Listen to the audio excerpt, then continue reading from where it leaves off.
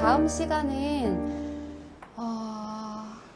너무너무 깜짝 선물과 같은 시간이 준비가 됐습니다. 사실 여기에도 책이 있고 저희가 여기 책의 기분이라는 이 아름다운 서점에서 첫 북토크를 하게 된 이유도 함께 들어있는 특별한 순서거든요. 그래서 이 다음 시간에는 저희 쓰면서 사랑하게 된 날들의 첫 글, 또 그 첫 글이 이곳에서 작가님의 목소리와 마음으로 낭독되는 시간을 가지려고 하는데, 그것이 어떤 의미를 가지는지 작가님 말씀해 주시고 또 낭독도 이어가실 거고요. 그 후 순서까지 제가 소개하고 잠깐 이 자리에 제가 아니라 다른 분께서 오실 거예요. 제가 책과 유튜브로만 뵙다가 지금 가까이 앉아 계시는 우리 온라인으로 보이는 분들께서는 예상을 못 하실 텐데요. 저희 작가님께서 낭독하실 첫 챕터에 인용된 물결의 말이라는 시를 직접 쓰신 장혜령 시인께서 이 자리에 함께 하셨어요. 박수로 한번. 너무 꿈 같은 시간인데요.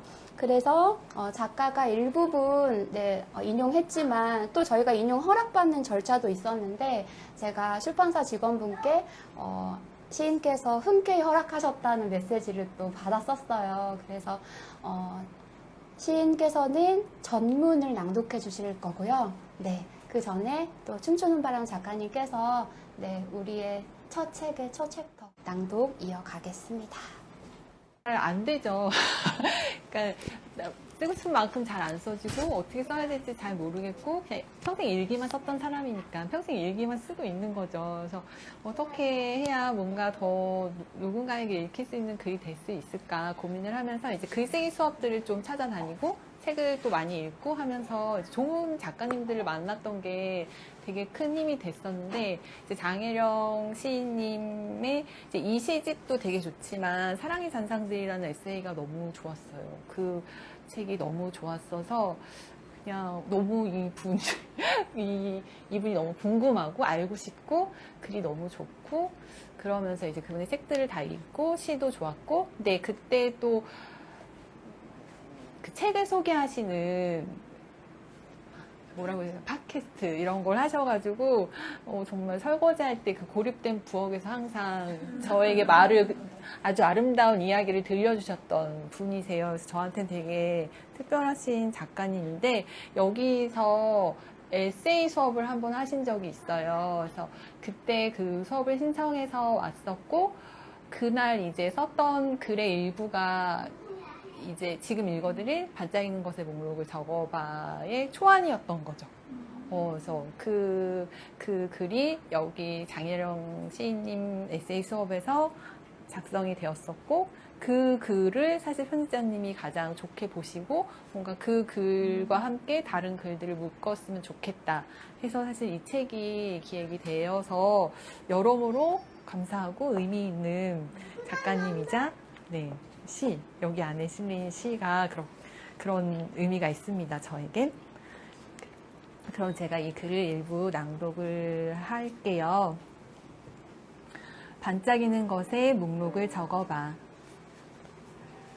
휴대폰 불빛이 식탁 위의 고요를 깬다. 번역 마감에 쫓겨 아이를 친구 집에 보냈는데 커다란 종이집 앞에서 그림 그리는 아이 사진이 도착한다. 뒤이어 저녁까지 먹여 보내겠다는 메시지가 떠오른다. 빨리 일을 마쳐야 한다는 생각에 마음이 분주해지다 막막해지고 말았는데, 그런 내 상황을 알고 있다는 듯 아이를 맡아주겠다는 아이 친구 엄마의 제안이다. 구겨졌던 마음이 단숨에 펴진다. 이런 이웃이 있다는 건 얼마나 큰 복이야. 내가 내게 말을 건넨다. 서윤이 엄마는 복도 많지. 어스름이 내리는 식탁 위로 알전구 하나 켜진 듯 시야가 환해진다.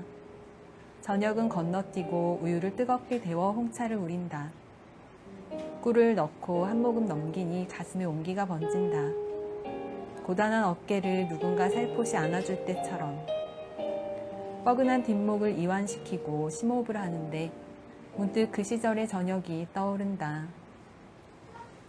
겨울, 청어와 모래, 작은 붓과 캐스터네츠, 빗방울과 앵두와 길을 잃을 때는 어둠 속에서도 반짝이는 것의 목록을 적는다. 겨울, 청어, 모래, 작은 북을 천천히 또박또박 소리 내어 말하는 사이 작고 초라한 주방은 눈 쌓인 벌판, 파도가 밀려오는 바다, 작은 북을 연주했던 음악회가 되었다. 돌이켜보니 그 순간이 빛이었다.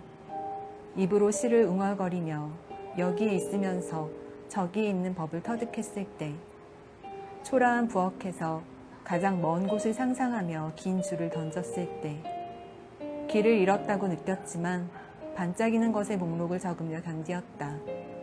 책을 읽고 글을 쓰며 주문처럼 문장을 모았다. 흔들리는 나를 붙잡아줄 문장, 미래로 던질 수 있는 닻이 되어줄 문장들을. 그때는 왜 그렇게 힘들었을까? 왜 모든 게 그렇게도 불가능해 보였을까? 부엌창 앞 젖은 눈으로 서 있던 내가 낯설어 이상한데 절절했던 마음만은 만져질 것처럼 생생하다. 그런 때가 있었다. 매일 저녁 울 것 같은 얼굴로 싱크대 앞에 서 있던 시절이. 울고 싶어도 마음 놓고 울 수 없었고 울음을 터뜨리면 모든 걸 놓아버리게 될까 두려웠던 저녁이. 힘들고 지칠수록 무엇이 중요한지 자신에게 되풀이해 물었다. 포기해도 되는 걸 찾고 반드시 지켜내고 싶은 걸 골랐다. 멀리 떠나지 않아도 괜찮고 작은 방이라도 혼자 할 수 있는 시간이 있다면 충분했다. 가게에서 만나는 잘 모르는 다수에게 다정하고 친절한 사람이기보다는 아이와 남편, 나 자신에게 그런 사람이고 싶었다. 돈을 쓰는 방식이 아니라 돈을 쓰지 않는 방식으로 즐거운 삶을 꾸려가고 싶고 누군가에게 인정받는 내가 아니라 있는 그대로의 나로 괜찮다고 포용하고 싶었다. 그때 내가 갈망한 자유란 먼 곳으로 떠나는 게 아니었다. 마을버스를 타고 종점까지 다녀오는 정도의 자유. 그게 내게 절실한 욕망이라는 걸 받아들였다. 수많은 저녁을 무력하게 흘려보내며 알게 되었다. 타인의 눈에 비친 욕망을 쫓느라 자신을 망가뜨리고 있다는 걸. 시인 메리 루플은 폐경기의 멈춤을 경험하고 멈춤 이후에 보이지 않게 되는 것이야말로 세상의 가장 큰 비밀임을 알게 되었다고 한다. 그때 비로소 당신 자신으로 살아갈 수 있는 자유가 주어진다고. 내게는 그녀의 이야기가 욕망의 크기나 방향을 바꾸는 문제로 다가왔다. 타인의 인정을 구하는 삶에서 자신으로 온전해지는 방향. 남들이 봐주는 커다란 것에서 자신이 알아보는 자잘한 크기로 욕망을 재설정하는 거라고. 시인은 울음일기라는 것을 쓰던 날을 지나 경이로운 선물을 알아낸다. 더 이상 세상이 나를 보지 않는다는 사실에 울던 날을 통과하고서야 그것이 선물임을 깨닫는다. 마침내 그는 행복한 노년은 맨발로 우아함과 상냥한 말들을 가지고 온다고 쓴다. 반드시 어떤 과정을 거쳐야 손에 쥐게 되는 것이 있으니 삶에서 귀한 것은 고통의 시간을 지나 뒤늦게 당도하는지도 모르겠다. 때로는 가로등 하나 없는 어두운 길을 걷지만 그 길이 영원한 건 아니다. 언젠가는 다른 길이 나타나고 새로운 풍경이 펼쳐진다. 풍경이 변하지 않더라도 버틴 만큼 나는 단단해지고 어둠을 밝힐 마음의 빛 하나 키울 수 있다. 멈추고 나니 별거 아니었다는 생각이 든다. 삶이 끝장날 것 같았는데 오히려 가뿐해졌다. 맨발이지만 그 어느 때보다 즐거운 마음으로 걷고 있다. 나를 내려놓자 그만큼의 여유가 생겼고 그 자리에 세상을 바라보는 다른 시선이 깃들고 있다. 저녁 짓는 곁에서 조잘거리는 아이의 예쁨을 있는 그대로 느끼며 나를 소소하게 기쁘게 하는 말에 더 귀를 기울인다. 엄마는 어떻게 이렇게 요리를 잘해? 라는 아이의 말. 한 그릇 뚝딱 먹어치우곤 설거지는 내가 할게 그냥 더 라는 남편의 목소리가 이전과 다르게 들린다. 비로소 선물처럼 우아하고 상냥한 말들이 내게 찾아온다. 시인이 말한 진정한 멈춤에 다다른 건 아직 아닐 테지. 더 가봐야 알겠지. 걱정 반, 기대 반으로 기다린다. 홀가분하게 나 자신으로 존재하는 일, 고통의 시간을 지나 닿게 될 경이로운 선물을. 그 시절에 내가 애처롭고 고마워 오래 기억할 것 같다. 그렇게 버텨주어 가벼워졌어. 쓸모없는 시간이란 없는 거야.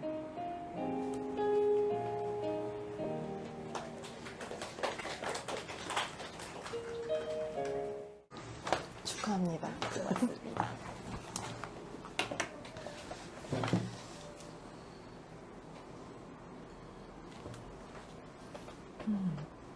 시만 사실 들으시면 그렇게 막 쉽게 느껴지진 않을 텐데, 근데 현진 씨가 에세이를 쓴 걸 읽은 다음에 들으시는 거니까 충분히 덜 어려울 것 같아요. 물결의 말. 그것은 물고기의 아가미 또는 지난 밤에 깎은 사과 껍질 안쪽에서 만져진다. 두꺼운 외투를 열어 보이는 것은 아름답지 않다고 생각하는 사람들이 있다. 오래 생각했다. 겨울에도 철진한 얇은 옷을 고집하는 가난하고 또 우아한 어떤 취향에 관해 그들이 오래된 만큼 내 생각도 오래도록 이어졌고, 빌려온 책을 읽을 때마다 누군가 몸속에서 잠깐 불을 켰다. 여긴 누구였을까? 물결처럼 밀려왔다. 우리는 각자의 방식으로 잠든다. 떨어진 모과처럼 여기저기 뒹굴며. 같은 의미에서 나는 이제 거의 존재하지 않지만, 겨울, 청어와 모래, 작은 북과 캐스터네츠, 빗방울과 엔도와 길을 잃을 때는 어둠 속에서도 반짝이는 것의 목록을 적는다. 실패가 거듭될 때, 매일 입술에서 닳아 없어지는 이름들처럼 걷잡을 수 없이 얇아질 때, 그래서 살고 있는 그것을 만질 수 있을 만큼 여전히 사랑한다는 것. 흔들리는 한 모두 같은 물속일 거야. 물결의 말이다. 네.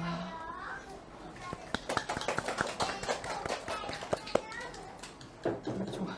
그래요? 너무 오랜만에 읽은 것 같아요. 이거 언제 썼지? 한 3년 정도 된 것 같은데 오래된 것 같아요. 제가 아직 20대였었을 때, 그러니까 이게 그러니까 시가 완성되는 시간이 현진 씨도 1년씩 걸렸다고 얘기하시지만 뭐 한 편 이렇게 뚝딱 쓸 수도 있지만 분량은 짧으니까. 근데 그렇게 안 되는 때가 많거든요. 특히나 이제 처음 하려고 할 때는 진짜 잘 안 되는 것 같아요. 많이 써보시는 분들이 많을 것 같아서 잘 알 수 있지 않나요? 그래서 그때는 아직 시를 많이 쓰긴 했지만 그래도 어떻게 해야 될지를 잘 몰라서 메모를 쓰고 또 쓰고 뭐 이런 식으로 적어놨다가 언젠가 뭐가 될 수 있겠지 이런 식으로 생각했었기 때문에 2011년 이렇게 얘기했지만 그 전에 뭔가 이런저런 메모들이 있었던 것 같아요. 그렇게 되기까지. 그래서 그때 많이 누워 있었던 것 같은데요. 그러니까 읽으면은 알 수 있어요. 그때 어떤 시간이었었는지가. 그래서 누워 있었고 도서관에서 책 좀 빌려서 읽고 그리고 불을 끄고 많이 누워 있었던 것 같아요. 그냥 이 시를 읽으면서 그러니까 그때 저 같은 사람이 어딘가에도 있을 거라는 생각을 막 했던 것 같아요. 그러니까 이렇게 힘든 어떤 순간을 통과하고 있는 사람이 그러면서도 반짝이는 것을 계속 찾으려는 사람이 어딘가에 있구나. 물결의 말이라는 게 너무 좋았고, 그래서 말씀하신 것처럼 그 사랑의 잔상들이라는 에세이에서도 이제 오랫동안 써오신 글을 묻고 맨 뒤에 그런 후기처럼 쓰신 부분이 있거든요. 이게 언제 원래는 이런 글이었는데 이렇게 바뀌어서 책에 실렸다. 그러니까 저는 사실 그 부분이 너무 좋았었어요. 그러니까 저도 글이 어떻게 책이 될 수 있는 거지 뭐 그런 고민을 하고 있었는데 그래서 그 뒷부분의 글들이 저한테는 굉장히 소중하게 읽혔던 것 같아요. 다 보여주면 안 돼. 그런 얘기들이 다 안 보여줬나요, 그래서? 편집의 과정을 거치는 게 이런 의미구나. 그런 것도 이제 이 책을 내면서 배웠던 것 같아요. 네. 현진 씨가 말한 사랑의 잔상들이라는 책이 에세이고, 에세이가 좀 그런 장르인 것 같아요. 그러니까 뭔가 이 사람이 어떤 사람일까 알고 싶을 때 이제 좀 보는 그런 거. 사실 이거 읽으면 잘 모르겠잖아요. 아무래도 다 그런 것 같고. 근데 이제 삶의 구체성이 많이 보이니까. 근데 지금 얘기했던 그 책이 제일 마지막에 있는 거를 에필로그라고 하는데 후기라고도 하고, 근데 보통은 뭐 누구한테 감사합니다. 뭐 이렇게 살았어요. 뭐 이 책을 내는 것까지 이런 시간이 걸렸습니다. 보통 이렇게 해서 한 장 뭐 쓰고 마치는 그런 글인데 그 책이 저한테 첫 책이고 내기가 되게 어려웠어요. 첫 글 쓰고서 책이 나오는 것까지가 10년 정도 넘게 걸렸던 것 같은데요. 그러니까 뭔가 원고가 있는데 계약하기도 쉽지 않았고, 그리고 블로그에 썼었어요, 사실. 되게 오래전에. 근데 뭔가 적절한 독자를 찾지 못한 그런 글이었었고, 그래서 출판사도 뭐 찾았었는데 뭐가 또 잘 안 됐어요. 안 풀릴 때는 또 무한히 안 되잖아요. 뭔가 이유를 알 수 없게. 그랬다가 뭐 등단하고 이후에 의외로 조금 수월하게 좀 풀린 부분이 있어서 책이 나오게 됐는데, 그때 딱 이제 책을 내기로 하고서는 굉장히 빠르게 진행됐던 것 같아요, 기억이. 그래서 책은 2017년 말인가 2018년 초에 편집자한테 보여주고 바로 2018년에 책이 나왔었던 것 같은데, 그때 그 에필로그가 그런 생각이었던 것 같아요. 그러니까 어떻게 보면 지금의 입장에서 그 시간이 되게 허송세월처럼 느껴질 수도 있는 거잖아요. 되게 막 10년 동안 막 어떻게 될지 모르겠고, 그리고 다른 사람들은 더 빨리 무언가를 해낸 것 같은 느낌도 드는데, 뭘 한 걸까? 이제 남들보다 좀 더 경쟁적으로 빨리빨리 더 해나가야 되겠다. 이렇게 생각할 수도 있는데, 그러면 그 지난 시간에 별로 좋지 않을 것 같다는 생각이 들었던 것 같아요. 그래서 마음가짐을 이렇게 늦게밖에 나올 수 없었던 이유에 대해서 써보자고 생각했던 것 같아요. 그러니까 지금 이렇게 나오기 때문에 할 수 있는 거. 그래서 마지막에 이제 에세이가 그 글이라는 게 그 사랑의 기억 이런 거랑 비슷해서 자기한테만 남고 결국에 다른 사람한테 전달되지 않는 게 굉장히 많잖아요. 글도 막 지워지고, 현진 씨 많이 지우셨을 거고, 지운 건 자기 내면에만 남는 것 같거든요. 그래서 그러면 그 지운 기억에 대해서 써보자고 생각했고, 그것이 사랑의 잔상들이라는 제목의 그 잔상이라는 것과 맞다고 생각했던 것 같아요. 글을 지우고 자기 안에만 결국 남게 되는 어떤 거. 그래서 그렇게 뭐 지나가니까 너무 많이 고치고 하니까 내 거라는 실감도 별로 없고 한데, 그게 현진 씨한테 이렇게 가닿아서 이렇게 뭔가를 쓰게 되고, 저 편집자님이 그걸 보고 좋게 느꼈다고 하니까 사실 아무 관련이 없잖아요, 우리는 원래는. 근데 그게 그렇게 연결될 수 있다는 게 굉장히 신기한 것 같아요. 여기 독자들이 막 엄청 끄덕이면서 막 듣는 거예요. 막 완전 유명 작가야. 근데 아마 다들 글쓰기에 관심이 있으실 거예요. 그런 분들이셔서. 근데 이제 저는 그 사랑의 잔상들이 말씀하신 것처럼, 그러니까 그 얘기와 상관없이 제 안의 기억들을 이렇게 자극을 하더라고요. 그래서 너무 좋았었어요. 네. 잘 썼습니다. 네, 너무 이런 아름다운 글, 네, 좋았어요. 네. 편집자님 다시 불러볼까요? 너무 감사합니다. 네, 저희 초반부부터 이 라이브를 보지 못하신 분은 마치 저희가 각본에 시인님이 오시기로 되어 있고 이런 대화를 나눌 것이다라고 생각하고 보시는 분도 있으실 것만 같이 이 대화가 저희 책의 이 초고의 탄생의 시기부터 또 저희들을 연결해주는 역할까지 네, 하게 된 이 이야기를 들을 수 있게 돼서 와, 정말 며칠 전에 작가님께서 교보 광화문 지역에 갔다가 정말 좋아하는 작가님들 성함이 적힌 책들 사이에 우리 책이 있어서 이것은 꿈 같아요라고 저에게 하신 적이 있어요. 근데 그 마음이 동일하게 있네요. 꿈 같네요. 지금이 꿈 같고 지금 이렇게 반짝이는 눈빛으로 또 바라봐 주시는 독자님들이 너무나 네, 다시 한번 감사드리는 마음입니다. 그래서 이 시간에는 책에는 쓰지 못했지만 이 자리에 함께 하시는 분들께만 들려드리는 저자의 에필로그가 있습니다. 그래서 우리 춤추는 바람 작가님의 에필로그 한번 들어봐 주시고요. 네, 그 순서를 끝으로 저희는 이 시간을 마무리하려고 합니다. 부탁드릴게요. 네, 고맙습니다.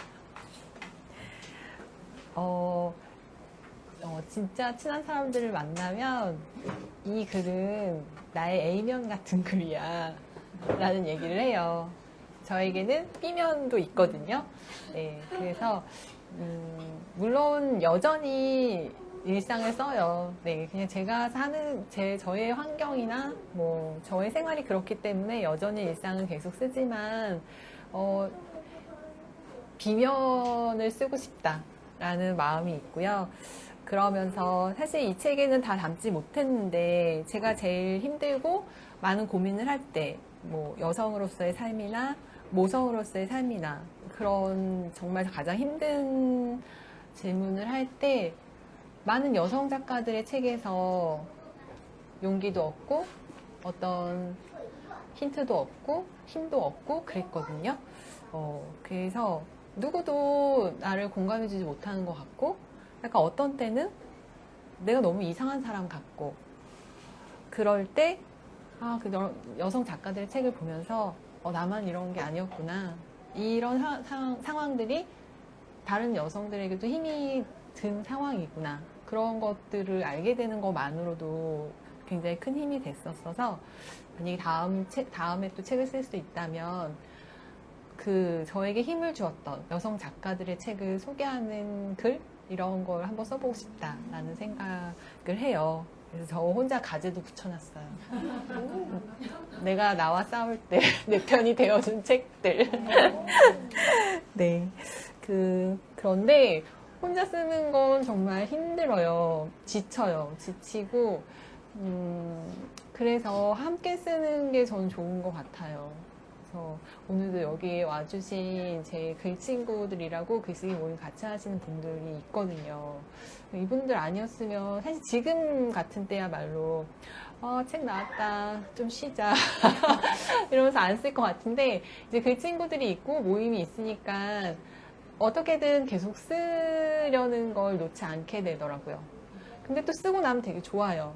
그러니까 뭐 이게 좋은 글이다, 뭐 나쁜 글이다, 뭐 그런 걸 저도 잘 모르고 그건 이젠 중요하지는 않은 것 같고요. 그런데 글을 쓰면서 뭔가 질문을 던지고 그거에 대해서 생각해 봤다는 것만으로도 스스로 되게 뿌듯해지는 부분이 있어요. 그걸 하나의 글로 완결시키는 것만으로도 뿌듯해지는 부분이 있어서 함께 쓰기 때문에 계속 쓸 수 있는 힘은 너무 크거든요. 그래서 글을 쓰고 싶으신 분들은 함께 쓰는 방법을 찾았으면 좋겠고요. 글을 같이 쓸 수 있는 친구들을 구하면 좋겠다라는 생각이 듭니다. 그리고 제 친구 중에 갑자기 미국으로 가게 된 친구가 있어요. 아는 사람도 없고 되게 우울해해요. 그래서 제가 가끔 연락할 때마다 일기 쓰고 있어? 일기 썼어? 그래서 그 심채경 박사 천문학자가 일기 쓰기가 생존에 도움이 된대요. 사실 저의 그 실패의 어떤 구렁텅이 속에서 건져준 것도 일기죠. 일기를 쓰는 게 나를 돌아보게 해주고 그러면서 나에 대해서 스스로 내가 나를 더 알게 해주는 것 같아요. 사실 우리는 자신을 안다고 생각하지만 모를 때도 많잖아요. 저도 여전히 저 자신을 잘 모르겠는 순간들이 있고, 근데 일기를 쓰면 나에 대해서 좀 더 이해할 수 있게 되고, 그런데 사람은 혼자 살지 않잖아요. 내가 나를 이해하려고 노력을 하다 보면 결국은 곁에 있는 사람, 세계에 대해서 궁금해하고 질문을 던질 수밖에 없어요. 그렇게 나를 고민하는 시간이 결국 바깥으로 열리게 되는 시간이 되더라고요. 그래서 많은 사람들이 일기를 썼으면 좋겠다. 그러면서 자기 자신과 친해지고 사이가 좋아지면 좋겠다. 네, 그래서 글을 쓰면 내가 나에게 조금 더 좋은 친구가 될 수 있지 않을까? 그런 생각이 듭니다. 그래서 저는 이 책을 통해서 여러분들 함께 써요. 일기를 쓰세요. 당신도 글을 썼으면 좋겠습니다. 라고 옆구리를 간지럽히고 싶습니다. 감사합니다. 감사합니다.